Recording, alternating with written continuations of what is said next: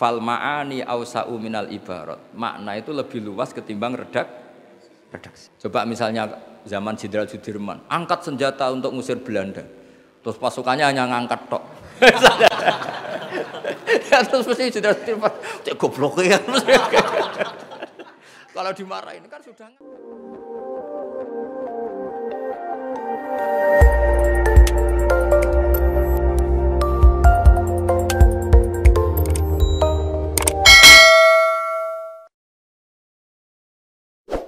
Mari kita teruskan kajian An-Nau'ul Khamsun fi Mantuqihi wa Mafhumi. Itu ikut halaman 287. Jadi di antara aturan memahami Quran itu memahami apa yang disebut mafhum, apa yang disebut mantuk.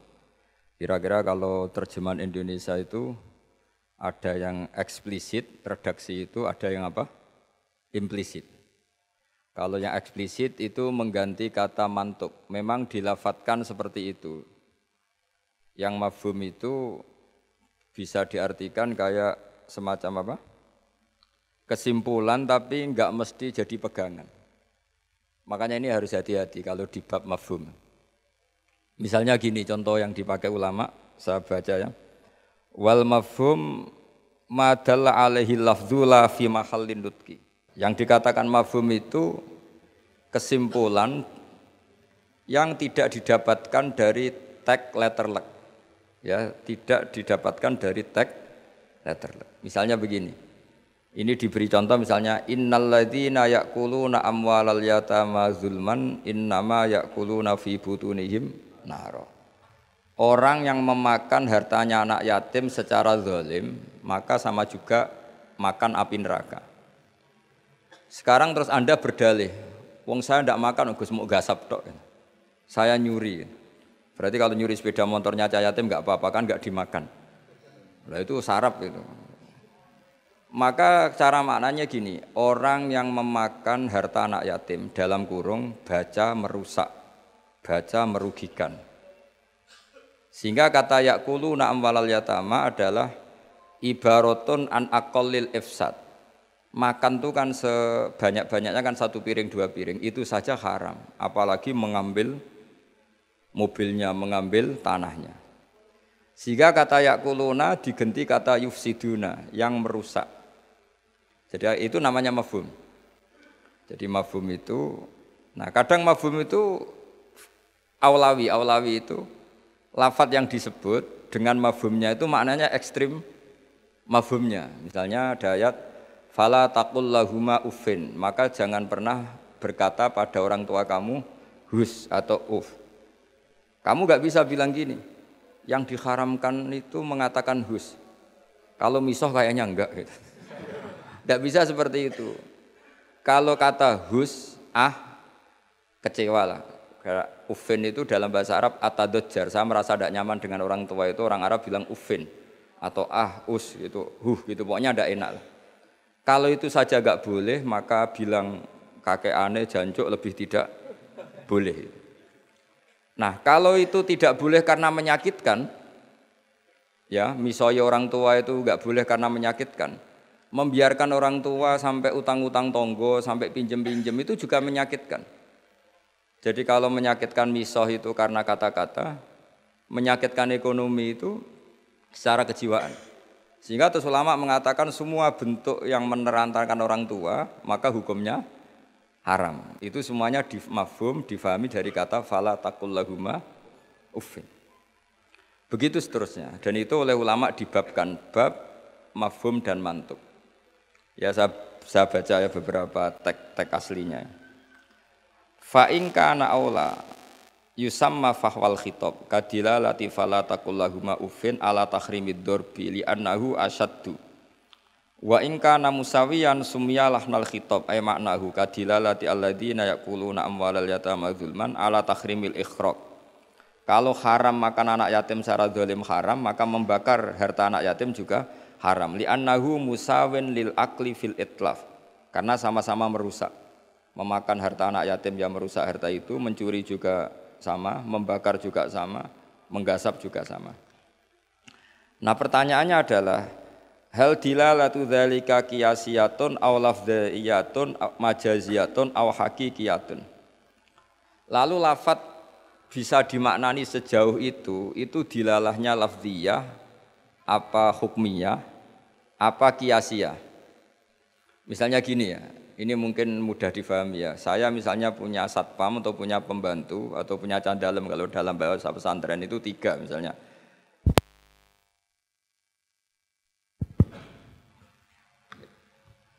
Ya saya misalnya punya pembantu ya, atau dalam bahasa santri itu candalem itu ada 3. Zaid, Bakar, Umar. Ketika ada tamu, Pak On datang, beliau datang, saya bilang, Bakar silahkan sini. Umar itu dengar, tapi yang dipanggil tidak saya kok, yang dipanggil Bakar. Ali ya dengar, tapi katanya yang dipanggil bukan saya. Tentu saya manggil Bakar itu karena spontan saya ingatnya itu Bakar, sehingga manggil Bakar. Tapi hakikat Bakar adalah pengganti kata candalem. Sehingga kalau yang datang Umar ya saya enggak masalah, yang datang Ali ya enggak masalah. Karena butuh saya ada orang yang melayani tamu. Sehingga lafadz yang disebut pun tidak jaminan hadzal lafdzu bi'aini. Ini memang agak jelimet, tapi mau tidak mau kita harus pelajari. Sehingga dalam kitab-kitab ulumul Quran diterangkan wiridan-wiridan atau perintah yang diberikan Nabi kepada sahabat meskipun disebut namanya tetap itu untuk umum. Jadi misalnya Nabi berkata sama Mu'ad, karena kebetulan Mu'ad yang di depannya misalnya, ya Mu'ad inni uhibbuka fakul dubura kulli sholatin Allahumma inni ala dzikrika wa syukrika wa husni ibadati. Kita tahu semua hadis menyebut ya Mu'ad, wahai Mu'ad. Kata Mu'ad ini mewakili semua umatnya Nabi harus terdidik kayak Mu'ad. Meskipun yang disebut Nabi Mu'ad. Nah ketika kita baca wiridan itu, karena kita mengkiaskan diri sama Mu'ad, menganalogikan diri dengan Mu'ad, sama-sama santrinya Kanjeng Nabi. Atau cara berpikir, Nabi itu ingin mendidik semua umatnya. Berhubung yang di depan Mu'ad, maka Nabi menyebut Mu'ad. Tapi bukan hakikatnya itu khusus untuk Mu'ad. Itu namanya mafhum. Jadi mafhum itu satu makna yang difahami meskipun itu tidak dilafatkan, tidak diucapkan. Ya begitu seterusnya. Ya saya teruskan supaya nanti makna Quran itu lebih itu.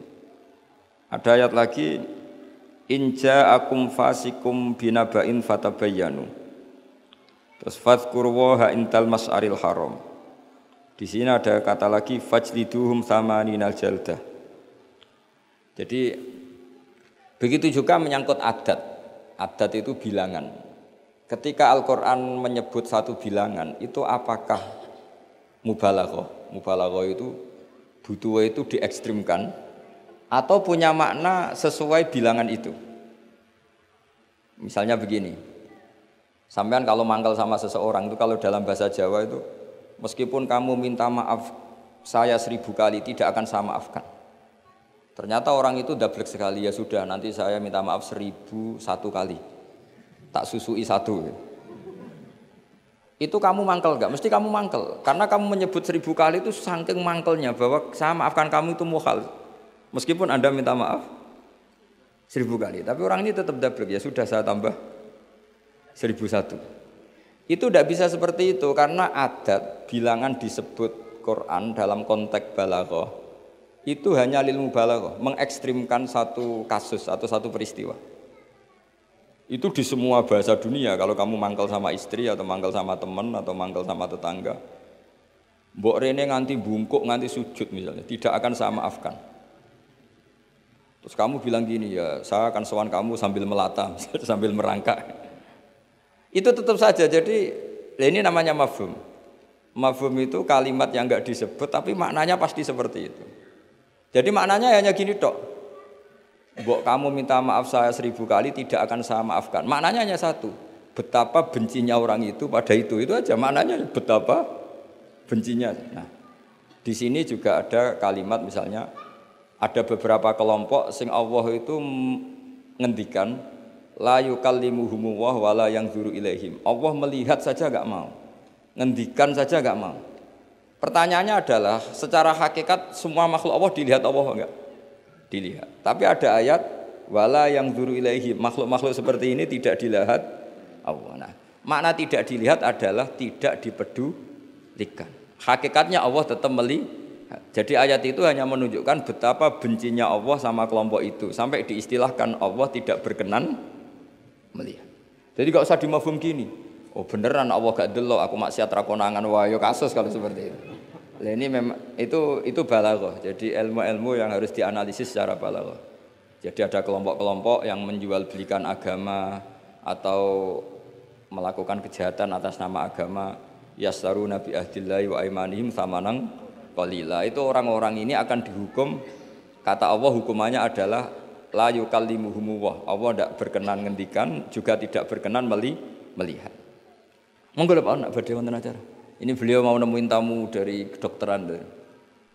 Saya teruskan ya. Jadi para audien, para hadirin yang saya hormati. Makanya kita sekarang kan punya jargon kembali Quran dan Sunnah. Tapi tetap saja aturannya memahami Quran dengan cara-cara yang dipahami para ulama dulu. Yang ulama itu punya sanad sampai sahabat, tentu sampai Rasulullah Shallallahu Alaihi Wasallam. Di antara bahasa Arab itu ada mubalaghah. Mubalaghah itu mengekstrimkan satu peristiwa. Dan pilihannya kadang pakai bahasa tadi. Saya beri contoh tadi yang orang Jawa bilang, mbok kue rene ping 1000 tetap rata sepuro. Kamu tidak bisa ngarang buku. Kalau 1000 tidak cukup, kalau 1001 pasti cukup. Memangnya ini KPU kalau 50 plus 1 terus menang, tidak bisa seperti itu. Ya maknanya hanya ma'asyadda bughdahu, betapa bencinya orang itu, gitu aja. Allah tidak berkenan melihat orang yang menjual belikan agama. Wah malah penak Allah kalau nggak lihat kita enak. Tidak bisa seperti itu. Saking bencinya Allah sampai diistilahkan tidak berkenan melihat. Itu kan seperti kamu benci orang. Wah nak roh kue mutah-mutah. Masa mutah-mutah betul kan? Saking nggak maunya melihat. Itu di bahasa Arab juga seperti itu. Ya, Sabri terus. Waktu lifa fil ikhtijat bihadhil mafahim ala aqwalin katsirah wal asah fil jumlah annaha kullaha hujjatun bisyurutin minha alla yakunal mazkuru kharaja lil ghalib. Kemudian mafhum itu apakah bisa jadi argumentasi hukum? Jawabannya iya. Asal lafadz yang disebut yang eksplisit tadi disebut bukan karena ghalib. Ghalib itu gampangnya omong lah, ghalib itu umum. Misalnya begini, saya beri contoh yang ekstrim. Jong nak ono wong melarat sini hormati. Misalnya saya seorang kiai atau seorang dosen, kalau ada tamu miskin hormati. Setelah itu ternyata tamunya orang kaya, terus pembantu saya seenaknya tidak hormati. Alasannya yang harus dihormati itu yang miskin, kalau yang kaya tidak perlu. Ini tentu pembantu yang buruk. Karena mengatakan jika yang miskin hormati itu sebenarnya maknanya itu prioritas, bukan catatan hukum. Jadi kalimat disebut itu kan kadang catatan hukum, kadang prioritas. Kalau tadi ya maknanya hanya jika orang miskin prioritaskan, bukan berarti yang kaya tidak perlu dihormati. Nah itu banyak di Quran, di hadis, lafadz yang sebetulnya disebut itu prioritas, tapi oleh orang yang enggak ahli bahasa dianggap catatan apa? Hukum. Maka itu menjadi gaduh, secara hukum menjadi gaduh. Saya beri contoh yang ada di Quran. Kalian tuh haram menikahi anak tiri itu anaknya istri, yang serumah dengan kamu. Yang serumah dengan kamu itu bukan catatan hukum. Ya jadi begini ya, misalnya saya beri porsi hukum fikih ya. Yang diharamkan dalam Islam itu kan 3. 1 karena nasab, 2 karena rodok penyusu, 3 karena musaharah. Musaharah itu besan. Kalau yang karena nasab kita tahu 7 ya, kalau dalam bahasa Arab 7, kalau dalam bahasa Jawa itu tinggal 4. Ya 7 itu apa saja, coba yang hafal Quran tuh, hurrimat alaikum ummahatukum wa banatukum wa akhwatukum wa ammatukum wa kholatukum wa banatul akhi wa banatul ukhti. Itu kalau dalam bahasa Arab muharramatun nikah itu ada 7. Tapi orang Jawa bilang hanya 4. Sebenarnya memang 4. Karena orang Arab itu kan ngitungnya ibu, putri, saudara putri, bulik dari bapak, bulik dari ibu, keponakan dari saudara lelaki, keponakan dari saudara perempuan. Kalau orang Jawa kan ngitungnya bulik ya satu, ya kan saudaranya bapak atau ibu kita bilang bulik. Kalau orang Arab enggak, kalau saudaranya bapak ammah ya, saudaranya bapak itu ammah. Kalau saudaranya ibu kholah, maka dihitung dua, wa ammatukum wa kholatukum. Kalau anaknya saudara orang Jawa bilang keponakan, kalau orang Arab dihitung wa banatul akhi wa banatul ukhti. Sehingga 4 ini di Jawa diringkas jadi berapa? 2, yaitu haram menikahi bulik dan haram menikahi keponakan. Jelas ya? Kemudian yang kedua haram karena rodok. Jika kamu nyusu sama Sri misalnya, otomatis anaknya Sri saudara rodok, dan ibu yang kamu susui otomatis ibu rodok, suaminya Sri bapak rodok. Itu karena rodok. Terus ketiga karena musoharoh. Ya ini didengerin supaya jadi ahli hukum. Jadi masa Universitas Islam Indonesia tidak tahu muharramatun nikah. Kamu jangan ikut bahasa-bahasanya artis-artis gaul di Jakarta. Di Jakarta itu kalau orang sudah nikah malah namanya muhrim. Itu sebenarnya salah bahasa. Justru yang bisa dinikah itu harus ajnabiyah orang lain. Kalau mahram malah nggak boleh dinikah, karena maknanya mahram itu orang yang haram dinikah. Jadi justru istri itu bahasa fikihnya ajnabiyah orang lain. Buktinya boleh dinikah. Kalau mahram itu orang yang haram dinikah. Tapi ya sudah ada bahasa gaul gitu ya ikut saja. Bebo goblok, tapi tidak usah ikut goblok. Karena itu memang salah, bahasa itu salah sebetulnya. Makanya istri itu repot, di fikih itu repot. Fikih itu kalau bahasakan istri itu ajnabiyah orang lain.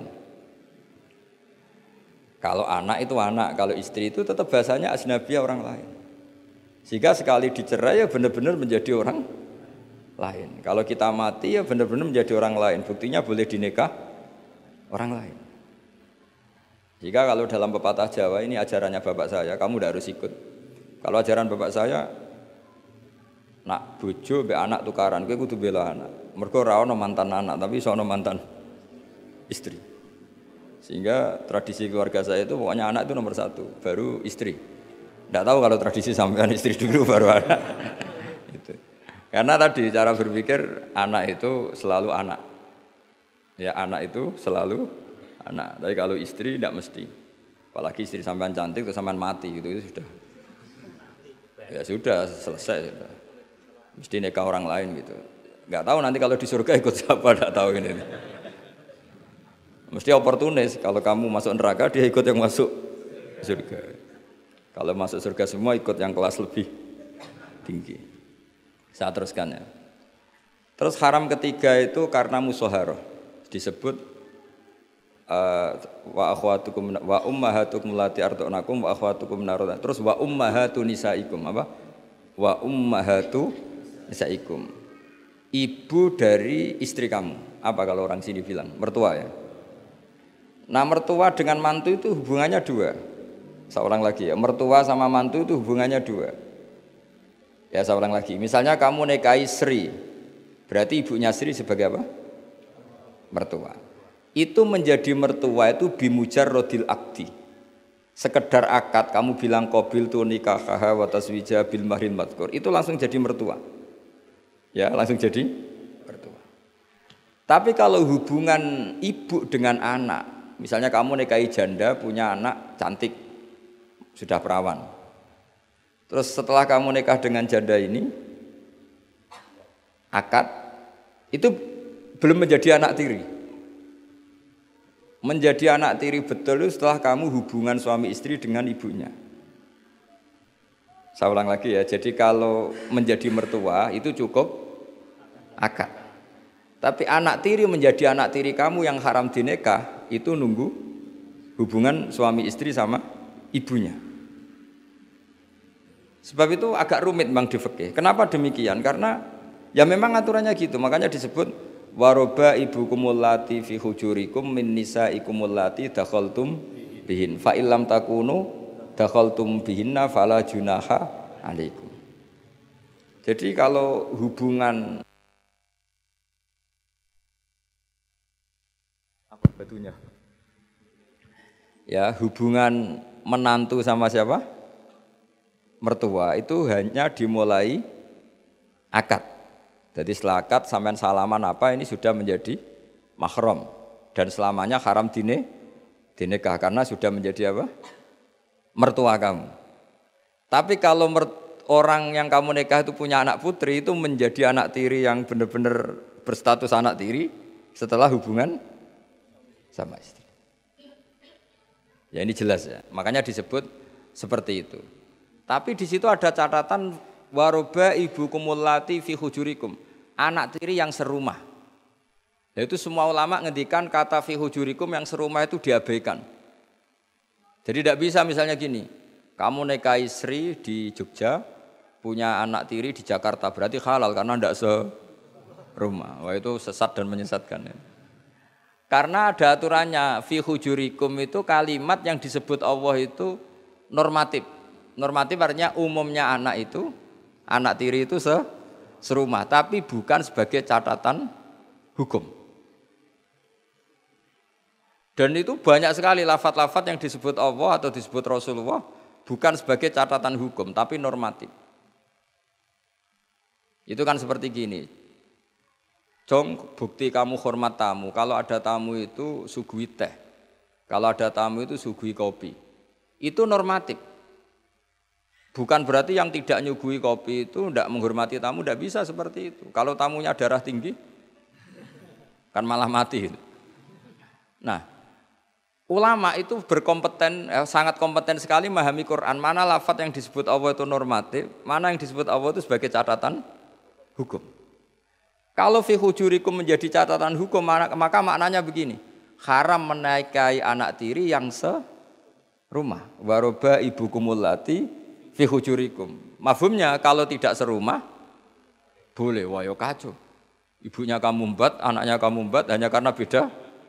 Itu sesat dan menyesatkan. Makanya bahaya sekali nafsirkan Quran tanpa ilmu. Sampai ada ancaman man fassarul Quran bi ra'yihi falyatabawa maq'adahu minan nar. Orang menafsirkan Quran dengan semaunya sendiri maka sama juga pesan satu tiket di neraka.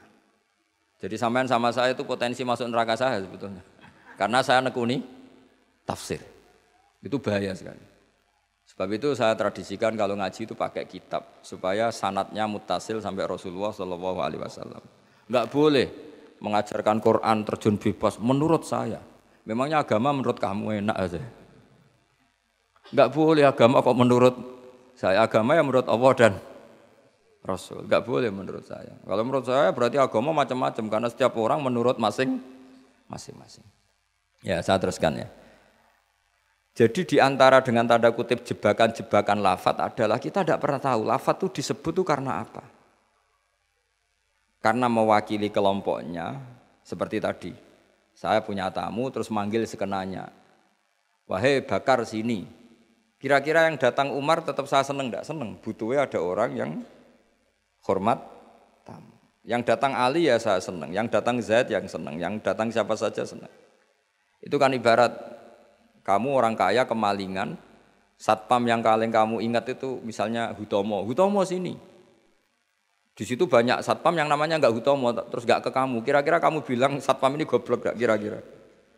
Dengan dalih saya ada dipanggil. Karena makna menyebut kalimat tadi sekenanya.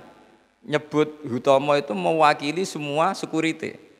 Cuma kebetulan yang kamu ingat Hutomo. Itu memang agak jelimet ulumul Quran, tapi masuk akal, semuanya setelah dijelaskan masuk akal. Ketika yang datang siapa saja kamu tetap matur nuwun karena ada yang menolong.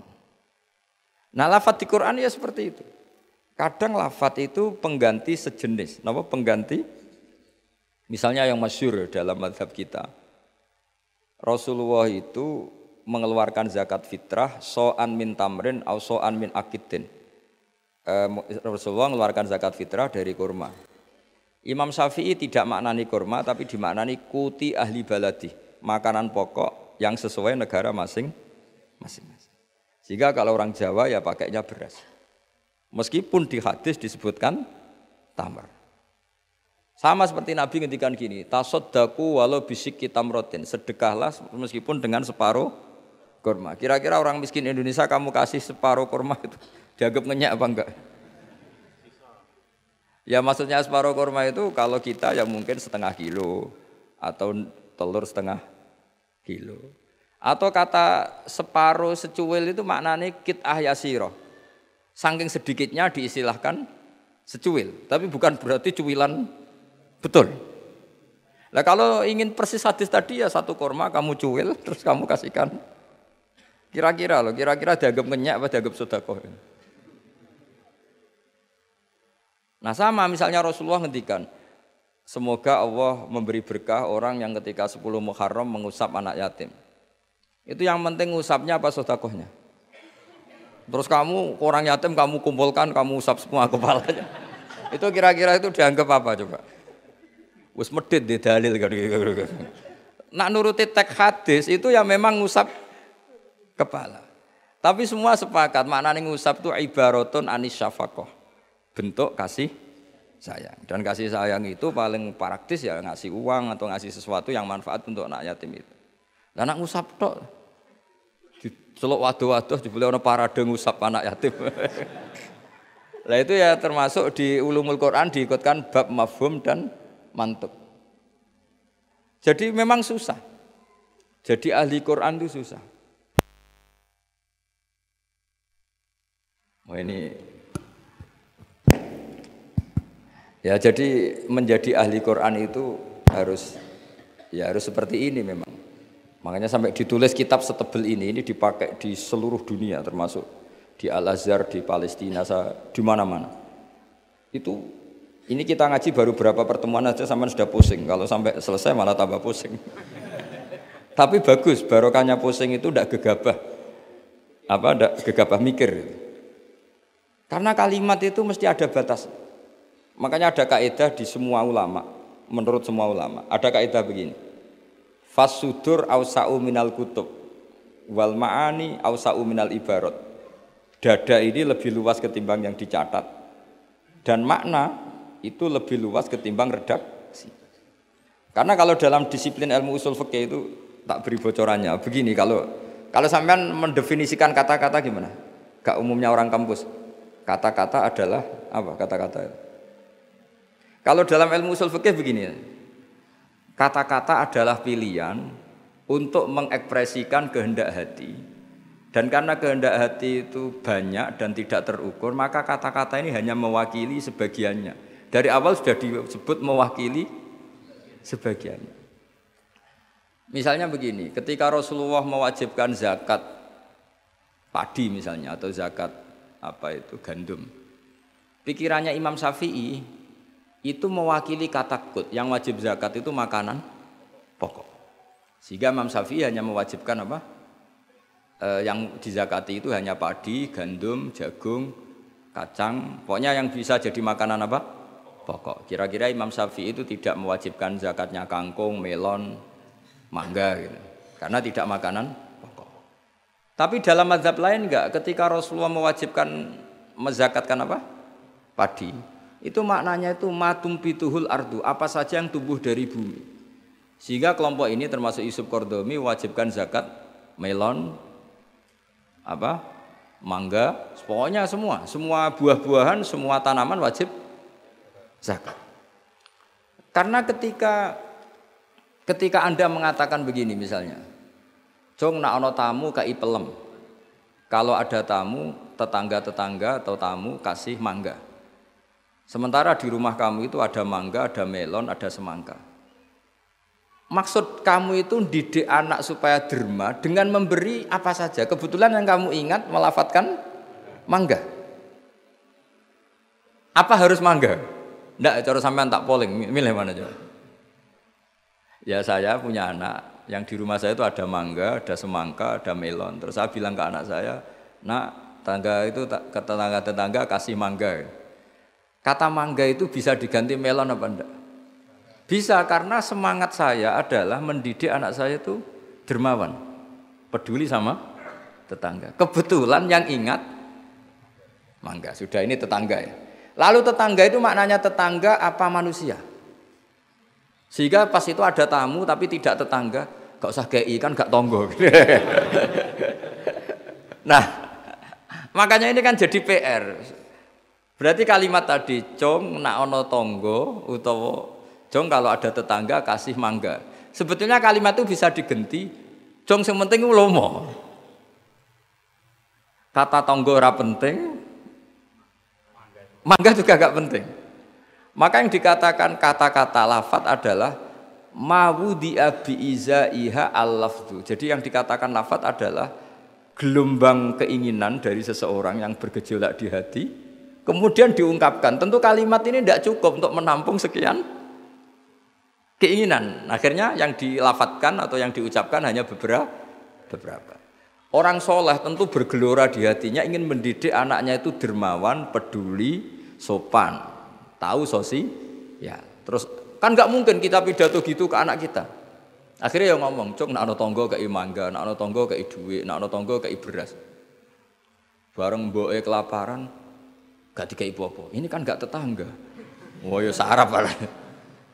Mestinya cara terus ono tamu ya dibaro. Ini kan ndak tetangga, gak masuk definisi tetangga. Maka memahami Quran itu susahnya di situ. Apakah lafadz itu disebut tag maksudnya kalau dalam bahasa kampus? Apakah tag disebut itu untuk catatan hukum?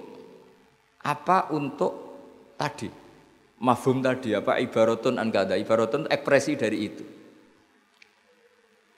Ya seperti gini misalnya kamu marah sama istri kamu. Dosa kowe nganggo HP-ku. Terus istri kamu malah nganggo ATM. Wah, HP ora oleh malah nganggo ATM. Sebetulnya melarang pakai HP itu saking mangkelnya gitu saja. Kalau HP saja dilarang apalagi pakai Alphard kamu. Tapi istri kamu enggak saking gobloknya, mbok saking yang kamu larang kan HP, kan saya pakai Alphard. Wah, ya kacau kalau seperti itu. Maka sebuah tag atau lafadz kalau dalam bahasa Arab itu maknanya apa ya? Ya sudah seperti tadi. Saya berkali-kali nyontohkan yang awam ya. Ada seorang dikandani cung jogeman nabok ibu bojomu. Nabok itu memukul pakai tangan. Suatu saat istrinya lapor lagi, Pak Kiai sekarang nggak pakai tangan tapi nyaduk. Nah ketika santrinya dimarahin, kenapa kamu masih nyaduk istri kamu? Kan Pak Kiai larang hanya nabok, kan pakai tangan, ini pakai kaki. Kan beda. Ya itu kan keliru sekali karena maknanya jangan nabok itu pengganti dari kata jangan menyakiti, maka meludahi ya haram, nyaduk ya haram, menerantarkan juga haram. Tapi lisan kan nggak mungkin bisa ngungkap sekaligus apa yang kita ingin. Akhirnya lisan melafatkan sesuatu yang hanya mewakili sekian. Makanya disebut fal ma'ani ausa'u minal ibarat. Makna itu lebih luas ketimbang redaksi. Coba misalnya zaman Jenderal Sudirman, angkat senjata untuk ngusir Belanda. Terus pasukannya hanya ngangkat tok. Ya, terus mesti Jenderal Sudirman, cek goblok ya. Kalau dimarahin kan sudah ngangkat. Terus ada Belanda yang mau nembak kita, usir Belanda. Belandanya tidak kamu tembak. Kenapa? Mintanya kan diusir. Perintahnya kan diusir, bukan ditembak. Kasus gak kira-kira ada pemahaman seperti itu? Tapi lafadz tuh nggak mewakili, kalimatnya angkat senjata, usir penjajah. Padahal maknanya apa coba? Jadi kan nggak terwakili oleh kalimat angkat senjata, usir penjajah. Barang penjajah itu menembak kamu diam saja. Gimana caranya nangkep terus mengusir? Kan nggak ada perintah menembak, usir. Itu kan kasus seperti itu. Jadi makanya di antara syurutul mufassir yang paling pokok adalah maliyan bil arabiyah. Dia punya kemampuan kesusastraan Arab. Karena nggak bisa seorang mufassir menafsiri Quran tanpa punya kemampuan balaghatul Arab. Yaitu yang disebut Allah Ta'ala wa innahu latanzilu rabbil alamin nazala biruhul amin ala qalbika litakuna minal mudhirin terus apa bilisanin arabiyyin mubin. Jadi Quran itu pakai lisanul Arab. Sehingga kalau dalam kitab-kitab besar diterangkan ketika Rasulullah dikatakan begini oleh Allah liyaghfira lakallahu ma taqaddama min dzambika wa ma ta'akhkhara, itu bukan berarti Nabi pernah dosa, enggak, karena Nabi itu maksum. Maksum itu terjaga dari dosa. Tapi itu ekspresi mahabbah. Saya ulang lagi, itu ekspresi mahabbah. Misalnya saya senang sama seseorang, mesti kalau ketemu saya, sudah kamu tidak usah khawatir sama saya. Kesalahan-kesalahan kamu sudah saya maafkan. Sebetulnya itu hanya ekspresi mahabbah. Saking mahabbahnya sampai andekan salah itu dimaafkan. Bukan berarti menvonis kalau yang diomongin itu salah.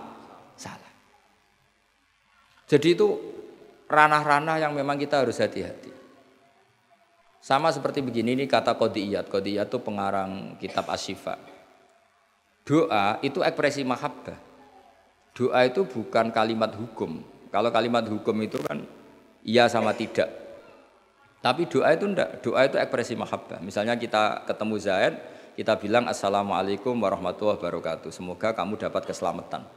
Enggak perlu Zaid tersinggung. Memangnya saya celaka kok sampai doakan selamat. Kalau nuruti mafhum, didoain selamat itu kan berarti sebelumnya tidak selamat. Didoain pinter sebelumnya tidak pinter. Didoain kaya sebelumnya miskin. Tapi itu kata hukum, itu pemahaman secara hukum. Iya dan tidak. Kalau pemahaman secara peradaban tidak gitu. Orang mendoakan bukti senang, ya sudah seperti itu. Ya semoga kamu sukses. Ketemu direktur ya kita bilang semoga kamu sukses. Terus direkturnya tersinggung. Ya sukses saya atau dibang kamu, saya sudah direktur. Ya ada seperti itu. Mendoakan seperti itu bukti mahabbah, bukti senang. Nah, Allah karena saking senangnya kepada nabinya, Allah ketika mukhotobah, ketika dialek dengan nabi memulainya dengan afawwahu angka. Allah telah memaafkan kamu. Itu bukan berarti sebelumnya nabi melakukan kesalahan. Ekspresi mahabbah akan mengatakan demikian. Jadi itu masalah-masalah yang tadi saya utarakan, fal ma'ani ausa'u minal ibarat. Apa yang ada di hati, ma'ani itu sesuatu yang kita kehendaki. Ma'ani itu dari mufrad maknan, sesuatu yang dikehendaki itu bergejolak jauh lebih dahsyat ketimbang redaksi. Jadi misalnya pagi-pagi le nak tangi turu itu nang wudu, nang sarapan itu. Ya sudah, itu ekspresi bentuk cinta orang tua kita ke kita bahwa bangun tidur itu ya wudu terus sarapan. Tapi lalu misalnya anak ini melakukan selain sarapan asal menyenangkan orang tua ya senang. Jangan monoton terus saya harus sarapan, ini perintah orang tua. Tidak seperti itu. Nah sekarang faktanya itu banyak orang memahami Quran secara tekstualistik atau secara harfiah. Itu dalam ulumul Quran itu bahaya sekali. Karena itu tidak mewakili. Saya beri sekian contoh bahwa teks itu kadang tidak mewakili. Misalnya gini. Matsalul ladzina yunfikuna amwalahum fi sabilillah kamatsali habbatin ambatat sab'a sanabila fi kulli sumbulatin mi'atu habbah. Kan tidak semua padi itu punya sab'a sanabil, punya 7 tangkai. Ya, dan tidak semuanya satu tangkai berbiji 100. Itu bahasa Arab murni. Ibaratnya seperti itu. Ya redaksinya Pak, ibaratnya seperti itu. Bahwa sedekah yang diterima Allah ibarat padi yang tumbuh dalam kondisi paling ideal. Dan orang Arab maupun orang Jawa atau orang mana saja biasanya mengekspresikan ideal itu pakai angka. Misalnya, wah itu sugih, dunia sak gunung. Itu maknanya kaya sekali. Padahal banyak orang punya gunung tidak kaya. Karena gunungnya tandus. Tapi orang itu akan sepakat, itu kaya sekali, punya harta 1 gunung. Cara cah cilik nak bantah-bantah, dunyaku sak gunung, tak muni sak langit. Ya pokoknya ingin menunjukkan bahwa kaya raya yang tidak terhingga. Loh itu banyak di Quran seperti itu. Maka saya beri definisi ya supaya sampean ahli usul fikih. Apa yang dikatakan tek ma wudi'a bi izaiha al-lafdu. Yang dikatakan tek adalah ekspresi dari gejolak batin ingin mengungkapkan keinginan. Karena batin ini bergejolak, tek ini hanya mewakili sebagiannya. Kayak tadi kamu ketakutan di dalam rumah, ada ular gitu, misalnya ibu-ibu atau mbak-mbak, mesti manggil kan, Kak Rene, ingatnya kakaknya. Terus adiknya di situ, enggak ke situ. Kenapa kamu enggak ke situ, ada ular? Kan kakak panggil kakak, saya kan adik. Kira-kira kamu mangkel enggak sama adik yang seperti ini kira-kira? Goblok atau sekolah pasti gitu. Nah sebetulnya kalau ini waras, adiknya waras, cara berpikir kayak gitu. Kakak dalam bahaya minta pertolongan dan kalimat kak atau mas itu ekspresi dari orang yang dimintai pertolongan. Jadi kata mas dihilangkan, diganti orang yang dimintai. Sehingga kalau yang datang bapaknya ya seneng, pamannya ya seneng, adiknya Ya seneng. Meskipun kalimatnya bilang mas atau kakak. Jelas gini ya. Itu dibabkan tadi mana kita? Dibabkan di mafhum dan mantuk. Ya, dibabkan di mafhum dan apa? Mantuk. Saya teruskan lagi ya. Di annahu innama khassa bidzikri li ghalabati khudurihi fi dzihni. Jadi ini jelas ya. Mungkin ada banyak yang pintar bahasa Arab, ini saya baca teksnya. Li annahu innama khassa bidzikri li ghalabati khudurihi fi dzihni. Kenapa menyebut si A si B? Karena yang kebetulan diingat. Tapi makna yang diinginkan kan siapa saja yang menolong karena ada ular, meskipun menyebut seseorang. Ya kayak tadi misalnya satu rumah itu ada kakak, adik, paman. Terus ketika ada ular atau ada maling kita bilang, Kak tolong. Kak tolong itu sebetulnya mewakili siapa saja yang bisa menolong. Kebetulan yang pas diingat saat itu kakak. Tapi andaikan yang datang pamannya ya seneng, adiknya seneng atau siapa saja. Jadi pertanyaannya adalah yang paling pokok dari itu adalah minta tolong, bukan kalimat kakak. Nah, yang kalimat kakak ini namanya apa? Disebut karena diingat, bukan disebut karena catatan hukum. Nah, itu ada ilmunya. Berapa kalimat yang disebut karena yang diingat atau sebagai catatan hukum. Kalau sebagai catatan hukum ya punya mafhum mukhalafah. Kalau tidak ya tidak. Misalnya begini, ada pernikahan Sri sama Zaid. Kemudian Zaid ini security atau cadalem. Terus ketika tak panggil Zaid datang, yang datang Umar, kan sama-sama cah dalam, tidak bisa kalau seperti itu harus Zaid karena mau akad nikah, masa akad nikah diganti-ganti kan tidak bisa, kan sama-sama cah dalam ya tidak bisa, lama-lama sampean maju kan sama-sama manusia ya tidak bisa kalau konteks seperti itu. Makanya lafadz disebut itu dilihat, disebutnya sebagai catatan hukum, apa sebagai tadi yang sedang diingat. Ya jadi jelas ya, jadi itu ada aturan-aturannya. Li'annahu innama khassa bidzikri li ghalabati khudurihi fi dzihni. Terus kedua ada catatan lagi wa alla yakuna muwafiqan lil waqi'. Ya, di antara catatan hukum lagi sesuatu itu tidak lazim sebagai fakta. Saya ulang lagi, sesuatu itu tidak lazim sebagai fakta. Misalnya begini.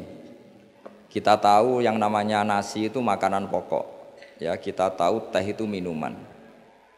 Ketika saya bilang, Jong saya ambilkan teh, itu apakah maknanya itu teh, apa maknanya itu minuman? Beda dengan mengatakan satu gelas ini bernama teh, kebetulan itu teh betul. Itu namanya mengatakan sesuatu sesuai hakikat. Karena teh ya dikatakan teh. Tapi kalau mengatakan tamu saya ambilkan teh, ini pertanyaannya adalah teh itu menggantikan kata minuman, apa memang harus teh? Jadi itu memang seperti itu.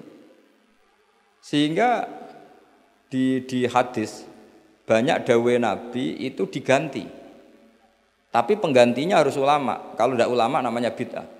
Misalnya Nabi mengajari gini, anak-anak kamu ajarin panah. Dulu alat perang itu ya panah. Terus di era modern kamu tetap pakai panah, musuhnya pakai brand. Kan Nabi dawuhnya panah. Ya taqabbalallahu minna minkum taqabbal. Jadi seperti ya tadi seperti karena Nabi ketika mengatakan panah adalah ibaratun an alatil harbi. Implementasi dari alat perang yang zaman itu panah. Itu kan sama seperti Nabi ajari anak kamu berkuda dulu, alat perang transportasinya itu alatnya itu kuda. Sekarang musuh pakai pesawat tempur, kamu pakai kuda. Ya tentu itu gak relevan kan. Lah kalau gitu berarti gini. Di Quran tuh jelas ada kalimat ini.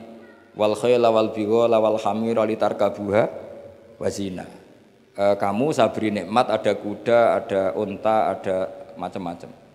Terus di antara ayat terusannya litas tahu ala duhurihi summa tazkuru ni'mata rabbikum idastawaitum alaihi wa taqulu subhanalladzi sakhkhara lana hadza wa ma kunna lahu muqrinin wa inna ila rabbina lamunqalibun. Saya bikin unta, saya bikin kuda, saya bikin khimar, saya bikin bighal supaya kalau kamu sudah tenang di atas punggungnya kamu berdoa subhanalladzi sakhkhara lana hadza. Terus kamu karena tekstualistik, kalau naik Innova nggak baca doa itu, naik pesawat, ini kan tidak kuda. Kira-kira dibilang saraf nggak kira-kira seperti itu. Terus kamu bilang, oh ayatnya tentang kuda, ini Innova kok. Tapi cara memahami kita tidak seperti itu. Kata kuda di situ adalah alatul markab, alat berkendara. Kata unta di situ adalah alat berkendara. Maka semua transportasi atau alat transportasi kita kalau naik ya tetap berdoa subhanalladzi sakhkhara lana hadza. Dan itu seterusnya ya. Jadi ngaji pertemuan ini ingat-ingat ya kaidahnya apa? Fal ma'ani ausa'u minal ibarat wasudur ausa'u minal kutub. Itu semua ulama pasti bilang seperti itu. Kalau sampean belum pernah bilang berarti belum ulama. Makanya ini dimulai sekarang. Untuk saja di ulama harus hafal kaidah apa? Fal ma'ani ausa'u minal ibarat wasudur ausa'u minal kutub. Itu nanti kalau sampean sudah pinter itu pinter betul itu nanti. Bukan pinter-pinteran tapi pinter betul. Karena memang seperti itu. Sehingga misalnya Rasulullah dulu, tofa Rasulullah rokiban, Nabi tawaf secara berkendara. Saat itu tentu naik unta. Sekarang orang-orang sepuh pakai kursi roda. Jangan terus bilang gini, dulu Nabi naiknya unta, maka orang sepuh nggak boleh pakai kursi roda, harus pakai unta. Yo dia tabuki polisi Arab aneh-aneh sampean. Jadi karena dulu Nabi sudah berumur dan beliau tidak suka memaksakan dan untuk menunjukkan kalau tawaf secara berkendara itu sah boleh, terus beliau naik unta sambil apa? Tawaf. Akhirnya kesimpulan hukumnya apa? Boleh berkendara saat tawaf. Sudah untanya dibuang. Maksudnya harus pakai untanya dibuang. Lama-lama nanti gini, nggak boleh tawaf sekarang. Dulu Nabi tawaf langsung tanah, ini sudah keramik ini, nggak boleh. Ya repot kalau kamu perdebatkan begitu terus ya repot. Lah ya karena tadi ketika Nabi naik unta itu semangatnya Nabi adalah mempermudah umatnya terutama bagi yang tua. Semangat yang ingin dimaklumatkan Nabi itu. Wahai umatku, kalau kamu sudah tua jangan memaksakan jalan, berkendaralah. Atau cari alat yang menjadikan kamu mudah. Nah itu tentu gak tersampaikan semuanya dengan redaksi. Tapi dadanya Nabi bergejolak ingin mengimplementasikan bahwa agama ini yuridu wa bikumul yusra wa la yuridu bikumul usra. Wah itu tentu gejolak ini kan gak terwakili oleh lafaz. Seperti kamu bilang ke istri kamu, "Dek, saya cinta kamu karena kamu cantik." Itu bukti seneng saja.